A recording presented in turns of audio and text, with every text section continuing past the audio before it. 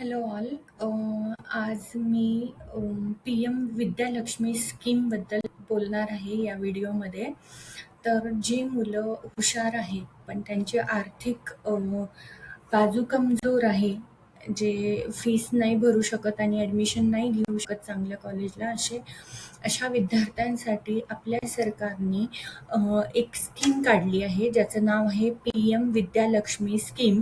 ही 6 November 2024ला काढली आहे. तर ही स्कीम काय आहे, तर त्याच्यामध्ये तुम्हाला 10 लाखापर्यंत स्टुडंटला लोन देत आहे सरकार.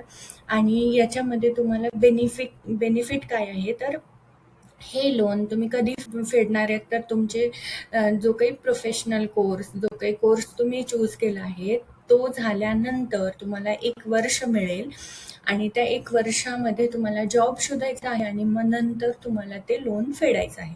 तर याच्यामध्ये अजून बेनिफिट काय दिलं आहे सरकारने, तर याच्यामध्ये 2 ग्रुप सरकारने केले आहेत. ज्यांचं इन्कम म्हणजे पूर्ण फॅमिलीचं इन्कम हे 4.5 लाखाच्या कमी आहे, तर त्यांच्यासाठी एकही रुपया इंटरेस्ट घेणार नाही सरकार. आणि ज्यांच्या फॅमिलीचं इन्कम हे 4.5 लाख टू 8 लाख पर्यंत आहे, म्हणजे 4.5 लाखापासून 8 लाखापर्यंत ज्यांच्या फॅमिलीचं इन्कम आहे त्यांच्यासाठी 3% हे सबवेन्शन दिलं आहे इंटरेस्टमध्ये. आता सबवेन्शन म्हणजे काय, इंटरेस्ट सबवेन्शन म्हणजे अनुदान किंवा अर्थसहाय्य हे सरकारने तुम्हाला दिलेलं आहे. तर 3% तुम्हाला अनुदान मिळेल जेवढं काही इंटरेस्ट रेट असेल त्याच्यावरती. तर ही स्कीम खूप चांगली आहे. जी मुलं हुशार आहेत पण फीस नाही भरू शकत अशा मुलांसाठी ही स्कीम काढली आहे.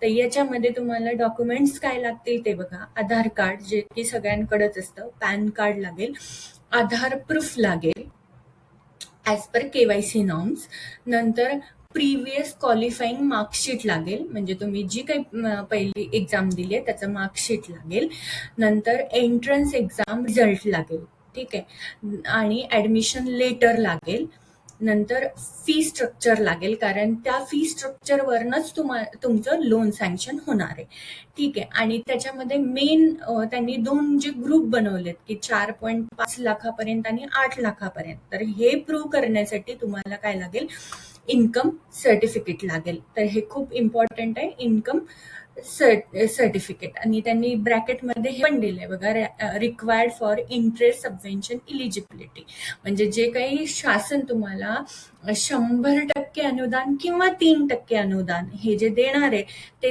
टोटल कशावरती देणार आहे, इन्कम सर्टिफिकेट असेल तरच ते तुम्हाला मिळेल.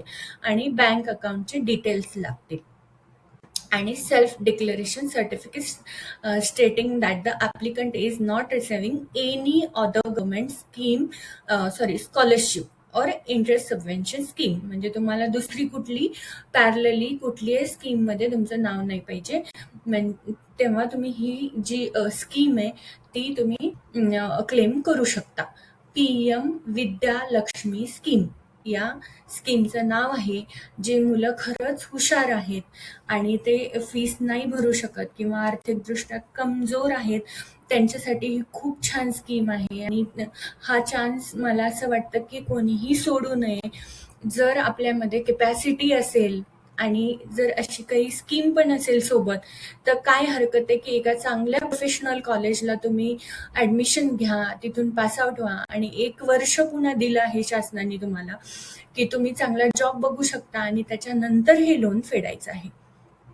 तर सगळ्या होतकरू मुलांसाठी मी अपील करते की तुम्ही याचा विचार करावा. PM Vidyalakshmi scheme